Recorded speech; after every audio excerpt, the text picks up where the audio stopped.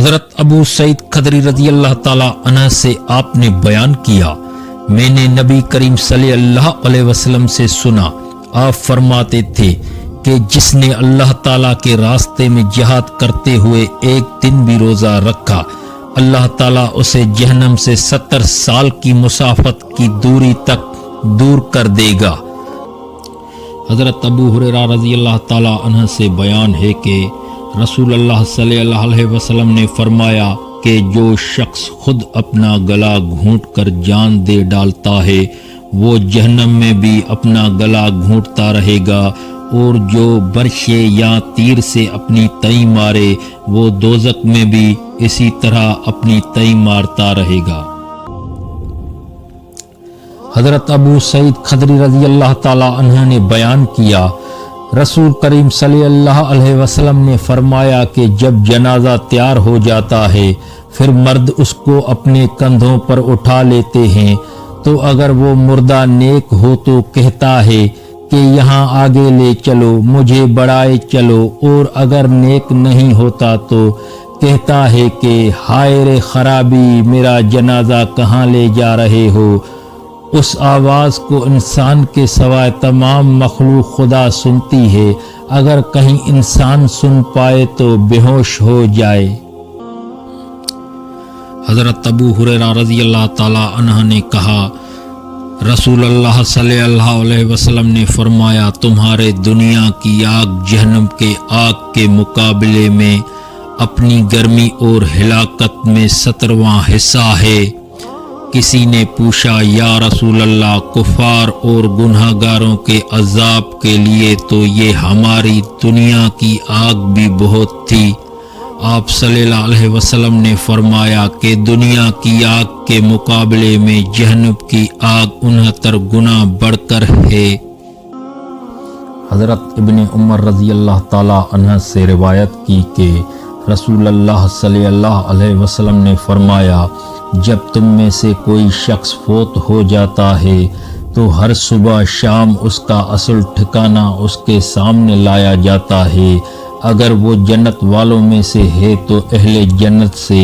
اور اگر دوزخ والوں میں سے ہے تو دوزخ میں سے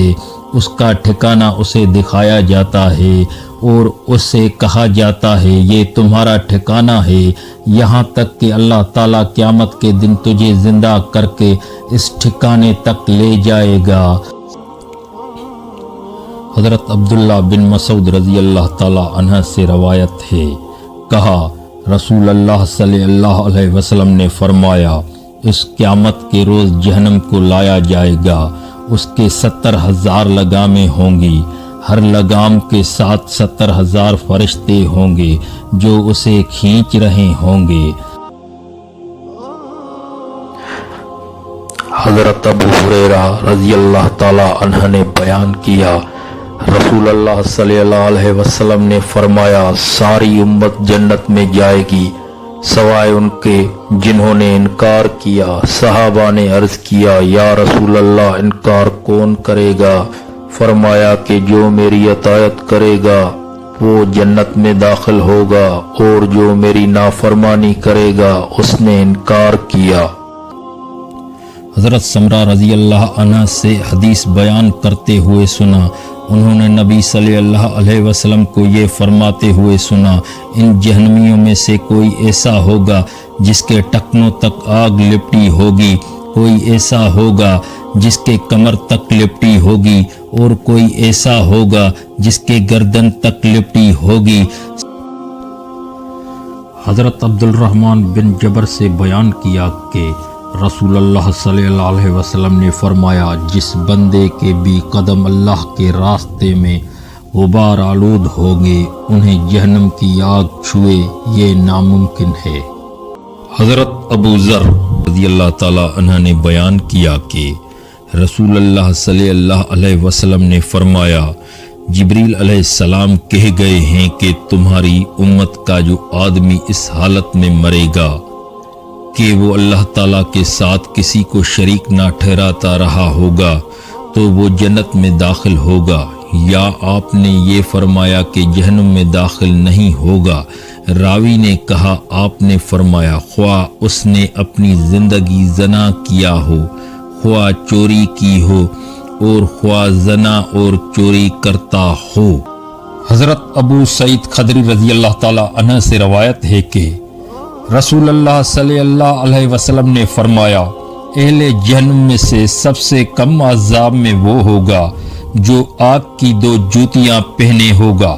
اس کی جوتیوں کی گرمی سے اس کا دماغ کھلے گا۔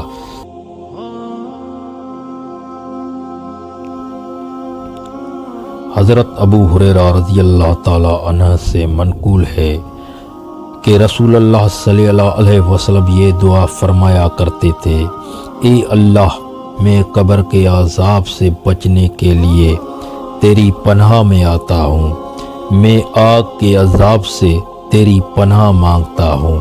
میں زندگی اور موت کے فتنے سے تیری پناہ چاہتا ہوں اور مسیح دجال کے فتنے سے تیری پناہ کا طالب ہوں۔